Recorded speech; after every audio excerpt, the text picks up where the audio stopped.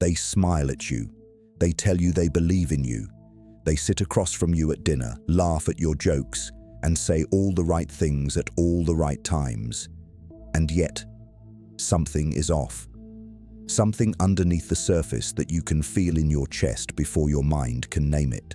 That strange silence after you share a win. That barely visible flicker in their eyes when you talk about your vision.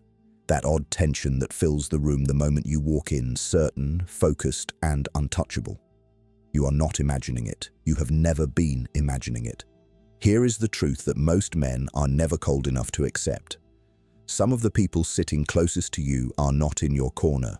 They are in the crowd, watching, waiting, quietly, desperately hoping that you never fully become what you were always meant to be. Not because they are evil, not because they despise you, but because your rise is a mirror, and what it reflects back at them is unbearable. Your potential indicts their stagnation. Your discipline exposes their excuses. Your becoming reminds them of everything they chose not to be. And that kind of fear does not announce itself. It operates in silence. It wears the face of friendship and speaks in the language of concern. Machiavelli understood this centuries ago. He understood that the most dangerous opposition never comes from your enemies. It comes from those who call themselves your people, the ones with access, with history, with trust. Because an enemy you can see, you can prepare for, but a fear dressed in loyalty, that will dismantle you slowly, quietly, and completely before you ever realize what happened. This is not a video about motivation. Motivation is for men who still need permission to move. This is intelligence. This is cold, surgical awareness of the oldest game in human nature, the game of suppression disguised as support, of sabotage wrapped in a smile, of small deaths delivered gently over time. By the time this ends, you will see what cannot be unseen. You will recognize the signs, name the pattern, and understand with absolute clarity why your potential is the most terrifying thing in the room. Welcome to Machiavellian. The truth begins now. Number 1. They don't celebrate your wins. They survive them. Pay attention to the room the next time something good happens to you. Not to the words. Words are cheap and rehearsed. Watch the eyes. Watch the timing of the smile. Watch whether the congratulation arrives like a gift or like something being dragged out of someone against their will. The body never lies. People do. There is a specific kind of person who has mastered the performance of support. They will clap for you. They will say, "I knew you could do it." They will share your success like it reflects well on them. But underneath that performance is a quiet devastation, because every win you collect is a wall going up between who you are and who they are comfortable with you being. Machiavelli wrote that men will forgive the loss of their father before they forgive the loss of their status. Understand what that means. Your growth does not just inspire discomfort, it triggers something primal, something territorial. When you win, you shift the hierarchy. And there are people in your life who have built their entire identity around being above you, beside you, or needed by you. Your elevation is their demotion, and they will never say that out loud. Instead, they will change the subject faster than the moment deserves. They will add a but where there should only be silence. They will remind you of a risk, a downside, a reason to stay cautious, not because they care about your safety, but because your uncaged confidence is the one thing their fear cannot survive. This is the first sign, and it is the coldest one, because it means the evidence has always been there, in every half-hearted congratulation, in every celebration that felt like it was over too quickly, in every moment where your good news landed in the room like an inconvenience. You felt it then and dismissed it. You will not dismiss it now. The man who understands this sign stops performing his victories for an audience that secretly mourns them. He becomes selective, surgical, silent. He wins in private. He builds in the dark. He lets the results speak long after the small minds have run out of things to say. Number 2. They water down your vision because they cannot survive at full strength. There is a particular kind of violence that leaves no bruises. It does not come with raised voices or visible malice. It comes quietly, reasonably, often from someone who loves you. It sounds like advice. It sounds like wisdom. It sounds like someone who just wants what is best for you. And it is designed, consciously or not, to make you smaller. Watch what happens the moment you share something enormous. A vision so big it scares even you. A goal that would require you to become a completely different caliber of man. Watch how certain people immediately begin to edit it. They reframe it, reduce it, hand it back to you in a smaller box and call that box realistic. That is not guidance. That is fear wearing the mask of reason. Machiavelli understood that those who cannot ascend will always attempt to architect the ceiling of those who can. It is not cruelty, it is survival. If you rise beyond a certain point, their proximity to you stops being an asset and starts being an exposure. Every time they diminish your vision, they are not protecting you. They are protecting themselves from the discomfort of being left behind. The darkest part of this sign is that it is almost impossible to argue against in the moment, because their words sound logical. Stay grounded. Be practical. Don't get ahead of yourself. These are the sentences that have buried more greatness than failure ever could. Failure you can recover from, but a vision you were talked out of before you ever attempted it. That wound never fully closes. You must understand this with cold, absolute clarity. The size of the vision they are comfortable with you having is the exact size of the threat they can tolerate. The moment your dream exceeds what they can psychologically afford, the editing begins. The caution arrives, the concern surfaces, and if you are not armored against it, you will mistake their limitation for your limit. The man who has internalized this truth stops sharing his vision with people who have not earned the right to hold it. He guards his ambition like classified intelligence. He shares nothing until the result already exists. Because some dreams are not meant to be discussed. They are meant to be detonated. Number 3. They introduce doubt like a surgeon. Precise, deep, and without leaving fingerprints. There is an art to destroying someone without ever touching them. No confrontation, no argument, no visible aggression. Just a single, perfectly placed question at the exact moment your confidence is highest. Just one sentence dropped casually into the conversation like it means nothing, and it poisons everything. That is not accident, that is architecture. These people study you, not consciously, not with malice they would ever admit to, but they learn the geography of your confidence. They know which moments you feel invincible and which moments you are quietly unsure. And they have an extraordinary talent for arriving with their doubt precisely when your armor has a gap. That timing is never coincidence. Machiavelli wrote that the wise man must anticipate the wounds that cannot be seen coming, because those are the only wounds that truly destroy. A man who sees the blade can brace for it, but a man who trusts the hand holding it never feels the cut until the damage is already done. That is exactly what this sign looks like in real life, in real time, in your real relationships. It sounds like this. Are you sure you're ready for something that big? Delivered softly, with a concerned expression, right after your biggest moment of clarity, or, I just don't want to see you get hurt, said warmly, almost tenderly, right when you were about to take the most important step of your life. One sentence, and suddenly the momentum is gone and you cannot explain where it went. The coldest truth about this sign is that the doubt they plant does not feel like an attack. It feels like your own thought. That is the mastery of it.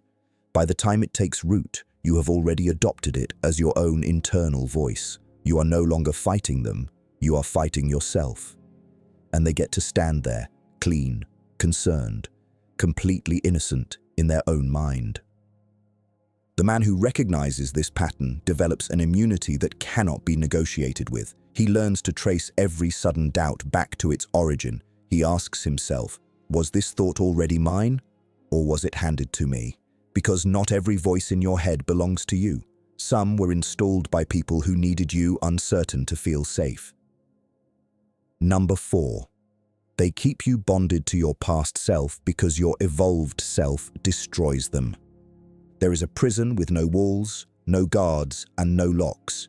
You cannot see it, you cannot point to it, but you feel its weight every time you try to move forward, and someone who claims to love you drags you backward, not with force, but with memory, with history, with the version of you that was easier for them to control. Watch how certain people reference who you were with a frequency that has nothing to do with nostalgia. They remind you of your old failures at the exact moment you are building something new. They bring up past mistakes, not to process them, but to reinstall them, to make sure you never fully divorce yourself from an identity that keeps you within their reach. Machiavelli understood that the most effective chains are the ones the prisoner believes are his own character. When someone continuously defines you by your lowest chapters, they are not reminiscing. They are engineering. They are constructing a psychological ceiling out of your own history and calling it honesty, calling it keeping it real, calling it knowing you better than you know yourself. The darkness of this sign runs deeper than most men ever excavate, because evolution is the most threatening thing a human being can do to the people around them. When you change, truly change, you invalidate every assumption, every dynamic, every position people have taken relative to you. Your transformation forces them to either evolve or become irrelevant. Most choose irrelevance and then resent you for it. They will say things like, "That's not really you," or "You've changed," with a tone that makes change sound like a betrayal. Or they will tell stories about you, old stories in social settings that subtly re-establish the hierarchy they are comfortable with. Every one of those moments is a deliberate, if unconscious, attempt to pin you to a version of yourself you have already outgrown and left behind. The man who sees this clearly makes one of the coldest decisions available to him. He stops explaining his evolution to people who are invested in his stagnation. He does not argue about who he was. He simply becomes who he is, completely unapologetically, without seeking anyone's permission or acceptance. The past is a grave. The evolved man does not live there. He visits no one buried inside it. Number 5. They manufacture your chaos because a distracted man is a defeated man. There is a reason the most dangerous weapon ever deployed against a powerful man was never a sword. It was noise, distraction, manufactured urgency, problems that appear from nowhere and demand everything. Crises that always seem to arrive precisely when you have finally found your focus and are moving with dangerous momentum towards something that would change everything. Pay attention to the pattern, not the individual incidents. The pattern. Notice how certain people seem to generate turbulence at the exact moments your clarity is sharpest.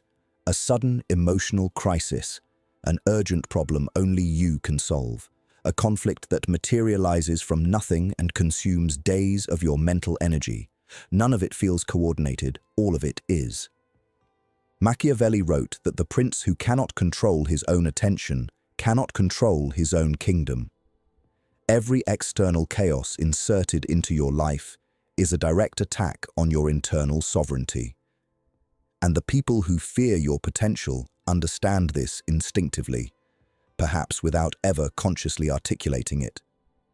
They do not need to plan it. Fear is its own intelligence, and it moves through them like water finding cracks. The coldest part of this sign is what it costs you that you never see on any invoice, not hours, although it costs you those. It costs you momentum, and momentum is the most valuable and most fragile currency a man building something real ever possesses. Once broken, it does not simply resume. It must be rebuilt from nothing, at full cost, every single time. Think about every season of your life when you were closest to a breakthrough. Then think about what appeared, what emergency surfaced, what relationship suddenly demanded all of your energy, what drama materialized from people you had already outgrown. Now ask yourself with cold, unflinching honesty whether the timing was truly coincidental. You already know the answer. You have always known. The man who internalizes this truth becomes ruthlessly protective of his attention in a way that the undisciplined mind will never understand. He begins to treat his focus as classified, his peace as fortified territory. He responds to manufactured chaos with surgical detachment, addressing what is real, dismantling what is engineered, and returning immediately to the work. Because the greatest act of defiance against those who fear your rise is to rise anyway, undistracted, undeterred, and completely unreachable. Number 6. They position themselves between you and the people who could accelerate your ascent. There is a move so subtle, so elegantly executed, that most men never identify it until the damage is already permanent. It does not look like sabotage. It looks like helpfulness. It looks like someone who knows everyone, who wants to connect you, who positions themselves as the bridge between you and the world. But watch carefully what that bridge actually allows through, and what it quietly stops. These people insert themselves into your network with a specific and unconscious agenda. They become the intermediary, the introducer, the one who knows the right people and generously offers to connect you. And then, with perfect, invisible precision, they manage those connections in ways that keep you dependent on them while ensuring you never build relationships powerful enough to make them unnecessary. Machiavelli understood that controlling access is controlling outcomes. The gatekeeper never needs to lock the door. They simply need to slow the entry, shape the introduction, and subtly color the perception of you before you ever arrive. A single, poorly framed introduction, a small, almost imperceptible, undermining comment delivered before you walk into the room. That is all it takes. Perception, once set, is almost impossible to unset. The darkness of this sign is that it weaponizes generosity.